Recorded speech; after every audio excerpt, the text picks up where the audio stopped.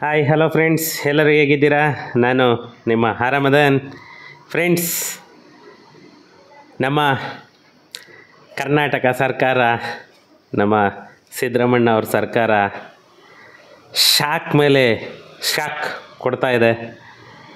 ಯಾಕಂತಂದರೆ ಒಂದು ಈ ಜನಗಳಿಗೆ ಫ್ರೀ ಅನ್ನೋದು ಎಷ್ಟು ಖುಷಿ ಕೊಟ್ಟಿತ್ತೋ, ಇವತ್ತು ಇವ್ರು ಕೊಡ್ತಾ ಇರೋ ಶಾಕ್ ನೋಡಿದ್ರೇ ಈ ಫ್ರೀ ಎಲ್ಲ ಬೇಕಿತ್ತ, ಈ ಗೌರ್ನಮೆಂಟ್ ಸರ್ಕಾರ ಬೇಕಿತ್ತ ಅನ್ನೋ ಒಂದು ರೇಂಜಿಗೆ ಬಂದಿದೆ.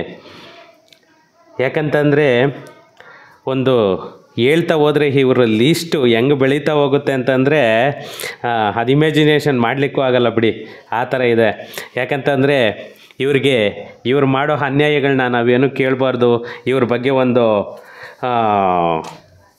ಏನೂ ವಿವರಣೆ ಅನ್ನೋದೇ ನಾವು ಜನಗಳಿಗೆ ಪಬ್ಲಿಕ್ಗೆ ಕೊಡಬಾರ್ದು. ನಾವು ಜನಗಳ ಹತ್ರ ಒಂದು ಅವೇರ್ನೆಸ್ ಕ್ರಿಯೇಟ್ ಮಾಡಬೇಕು ಅಂತಂದು ಹೇಳ್ಬಿಟ್ಟು ಈ ವಿಡಿಯೋಸ್ ಮಾಡ್ತಾ ಇರೋದು. ಅದರಿಂದ ಖಂಡಿತ ಯಾರು ಏನೇ ಮಾಡಿದ್ರು ಕೂಡ ನಾನು ವಿಡಿಯೋಸ್ ಸ್ಟಾಪ್ ಮಾಡೋದು ಇಲ್ಲ, ಯಾರಿಗೂ ಎದುರೋರೋದು ಇಲ್ಲ. ಯಾಕಂತಂದರೆ ಎಲ್ಲೇ ಒಂದು ಇಲ್ಲಿಗಲ್ ಆ್ಯಕ್ಟಿವಿಟಿ ನಡೀತಾ ಇದ್ರು ಕೂಡ ಅಲ್ಲಿ ನಾನು ಇರ್ತೇನೆ. ಏನೇ ಒಂದು ಇಲ್ಲಿಗಲ್ ಇನ್ಫಾರ್ಮೇಷನ್ ಬಂದರೂ ಕೂಡ ಅದಕ್ಕೆ ಒಂದು ಕ್ಲಾರಿಫೈ ತಂದೆ ತರ್ತೇನೆ. ಈ ನಮ್ಮ ಕಾಂಗ್ರೆಸ್ ಪಾರ್ಟಿಯ ಚೇಳಗಳು,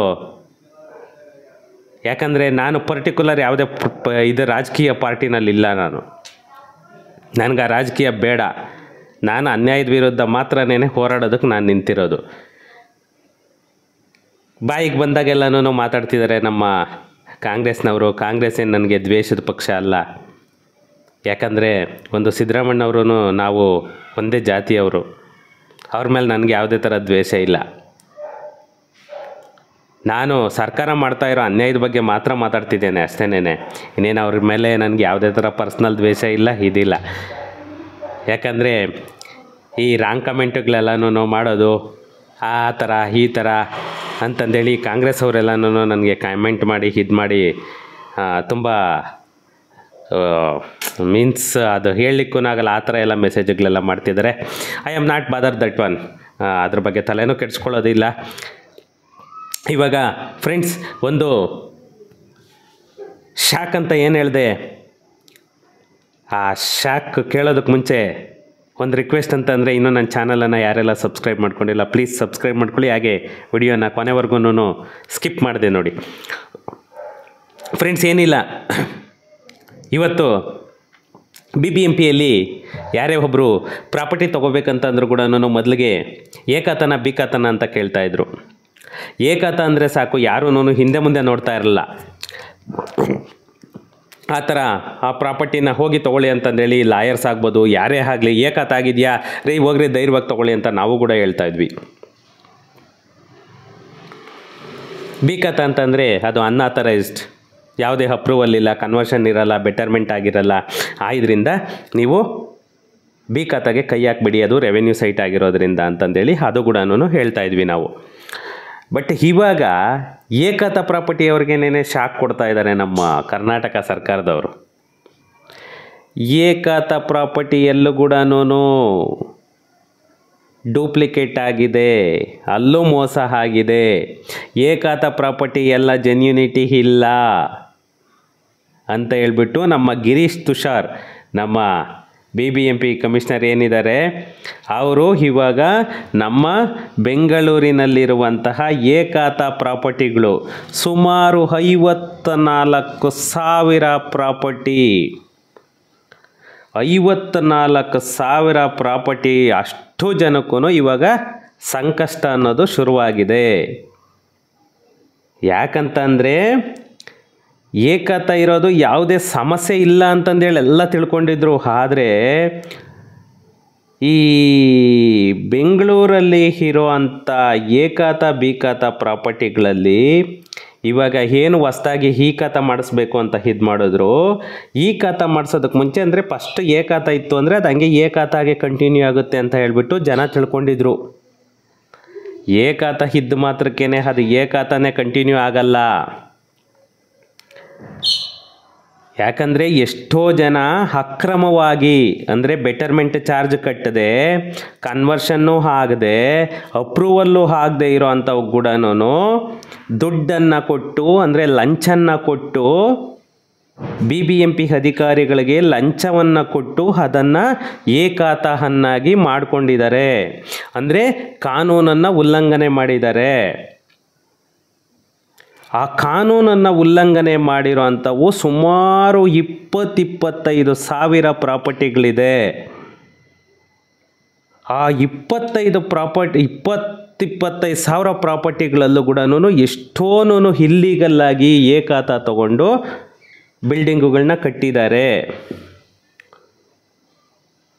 ಅಷ್ಟೂ ಖಾತಾಗಳು ಅಂದರೆ ಟೋಟಲ್ 54,000 ಪ್ರಾಪರ್ಟಿಗಳೇನಿದೆ, ಅಷ್ಟು ಪ್ರಾಪರ್ಟಿಗಳನ್ನ ಇವಾಗ ಕ್ರಾಸ್ ವೆರಿಫೈ ಮಾಡಬೇಕು. ಆ ಪ್ರತಿಯೊಂದು ಖಾತೆದೂ ಪರಿಶೀಲನೆ ಆಗಬೇಕು ಅಂತ ಹೇಳಿಬಿಟ್ಟು ಮಾನ್ಯ ಕಮಿಷನರ್ ಅವರು ಗಿರೀಶ್ ತುಷಾರ್ ಅವರು ಇವಾಗ ಒಂದು ಕಠಿಣ ಕ್ರಮಕ್ಕೆ ಮುಂದಾಗಿದ್ದಾರೆ. ಯಾಕಂದರೆ ಅವೆಲ್ಲನೂ ಕಾನೂನಿನ ಪ್ರಕಾರ ಏಕಾತ ಮಾಡಿಲ್ಲ. 54,000 ಪ್ರಾಪರ್ಟಿಗಳೇನಿದೆ ಏಕಾತ ಪ್ರಾಪರ್ಟಿ, ಅಷ್ಟು ಕಾನೂನಿನ ಪ್ರಕಾರ ಆಗಿಲ್ಲ. ಅದರಲ್ಲಿ ಸುಮಾರು ಪ್ರಾಪರ್ಟಿಗಳು ಅನುಮಾನ ಮೀನ್ಸ್ ಅಕ್ರಮವಾಗಿದೆ, ಅಕ್ರಮವಾಗಿ ಮಾಡಿದ್ದಾರೆ, ಕಾನೂನಿನ ಪ್ರಕಾರ ಆಗಿಲ್ಲ ಅಂತ ಹೇಳಿಬಿಟ್ಟು ಇವಾಗ ಅವನು ಕ್ರಾಸ್ ವೆರಿಫೈ ಮಾಡಿ ಇವಾಗ ಈ ಖಾತೆಗೆ ಯಾವ್ಯಾವ ಅರ್ಜಿ ಬರ್ತಿದೆ ಅವನ್ನು ಕಠಿಣವಾಗಿ ಅಂದರೆ ಶೀಘ್ರ ಪರಿಶೀಲನೆ ಮಾಡಿ ಆ ಡಾಕ್ಯುಮೆಂಟನ್ನೆಲ್ಲನೂ ಕ್ರಾಸ್ ವೆರಿಫೈ ಮಾಡೇನೇ ಏಕಾತ ಕೊಡಬೇಕು ಅಂತ ಹೇಳಿಬಿಟ್ಟು ಮಾನ್ಯ ಕಮಿಷನರು ನಮ್ಮ ರೆವೆನ್ಯೂ ಮಿನಿಸ್ಟರ್ ಜೊತೆ ಆಗಲಿ, ನಮ್ಮ DCM ಸಾಹೇಬ್ರ ಜೊತೆ ಆಗಲಿ ಅಥವಾ ನಮ್ಮ CM ಸಾಹೇಬ್ರ ಜೊತೆ ಆಗಲಿ ಮೀಟಿಂಗನ್ನು ಮಾಡಿ ಈ ಅಕ್ರಮವಾಗಿ ಯಾವ್ಯಾವ ಮಾಡಿದ್ದಾರೆ ಅವುಗಳನ್ನೆಲ್ಲನೂ ಪ್ರಾಪರ್ಟಿಗಳನ್ನ ಎಲ್ಲನೂ ಖಾತಾ ಮಾಡಬೇಕು ಅಂತ ಹೇಳಿಬಿಟ್ಟು ಅಕ್ರಮವಾಗಿ ಮಾಡಿರೋವನ್ನೆಲ್ಲ ಮತ್ತೆ ಖಾತಾಗೆ ಇದು ಮಾಡಲಿಕ್ಕೆ ನಮ್ಮ BBMP ಮುಂದಾಗಿದೆ. ಮೊನ್ನೆ ಎಲ್ಲನೂ ಟೆಂಡರ್ಗಾಯಿತು ಟ್ಯಾಕ್ಸ್ ಕಟ್ಟದೇ ಇರೋರಿಗೆ, ಮತ್ತು ಆ ಖಾತಾದ ಇಶ್ಯೂ ಆಯಿತು, ಮತ್ತು ಇವಾಗ ಏಕಾತದವರಿಗೂ ಪ್ರಾಬ್ಲಮನ್ನು ಮಾಡ್ತಾ ಇದ್ದಾರೆ. ಒಂದು ಇವತ್ತು ನೋಡಬೇಕು ಅಂತಂದರೆ ಇದು ಒಂದು ರೀತಿಯಲ್ಲಿ ತುಂಬಾ ಒಳ್ಳೆಯದು. ಈ ಡಿಜಿಟಲೀಕರಣ ಅಂತ ಮಾಡ್ತಿರೋದು ನಿಜವಾಗೂ ಇವತ್ತಲ್ಲ ನಾಳೆ ಖಂಡಿತ ಜನಗಳಿಗೆ ಒಳ್ಳೆಯದಾಗುತ್ತೆ. ಯಾಕಂದರೆ ಇದು ಮಾತ್ರನೇ ತುಂಬ ಖುಷಿಯಾಗೋ ವಿಷಯ. ಈ ಅಕ್ರಮವಾಗಿ ಮಾಡಿದ್ರು ಕೂಡ ನೋಡಿ ಈ ಮೋಸ ನಾಶ ಅನ್ನೋದೊಂದು ಹೆಂಗೆ ಇದು ಬರುತ್ತೆ ನೋಡಿ. ಇವತ್ತು ಅವ್ರು ಅಕ್ರಮವಾಗಿ ಮಾಡ್ಕೊಂಡಿದ್ರು ಕೂಡ ಇವತ್ತು ಅವರ ಪ್ರಾಪರ್ಟಿಗಳಿಗೆ ಹೆಂಗೆ ಎಫೆಕ್ಟ್ ಕೊಡ್ತಾ ಇದೆ. ಸತ್ಯ ಅನ್ನೋದೊಂದಿನ ಹೊರಗಡೆ ಬರಲೇಬೇಕು ಅಂತಾರಲ್ಲ, ಆ ಥರ ಬರ್ತಿದೆ ನೋಡಿ ಇವಾಗ.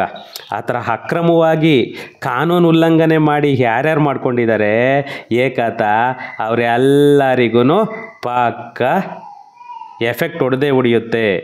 ಗೌರ್ನಮೆಂಟು ಇವಾಗ ಆ ಪ್ರಾಪರ್ಟಿಗಳನ್ನೆಲ್ಲನೂ ಕ್ರಾಸ್ ವೆರಿಫೈ ಮಾಡಿ ಅದಕ್ಕೆ ಏನು ಪೆನಾಲ್ಟಿ ಹಾಕ್ತಾರೆ, ಯಾವ ಥರ ಮಾಡ್ತಾರೆ ಅನ್ನೋದನ್ನ ನಾವು ಕಾದು ನೋಡಬೇಕು. ಯಾಕಂದರೆ ಒಂದಲ್ಲ ಎರಡಲ್ಲ ಏಕಾತ ಪ್ರಾಪರ್ಟಿಗಳಿರೋದು ಸುಮಾರು 54,000 ಪ್ರಾಪರ್ಟಿ.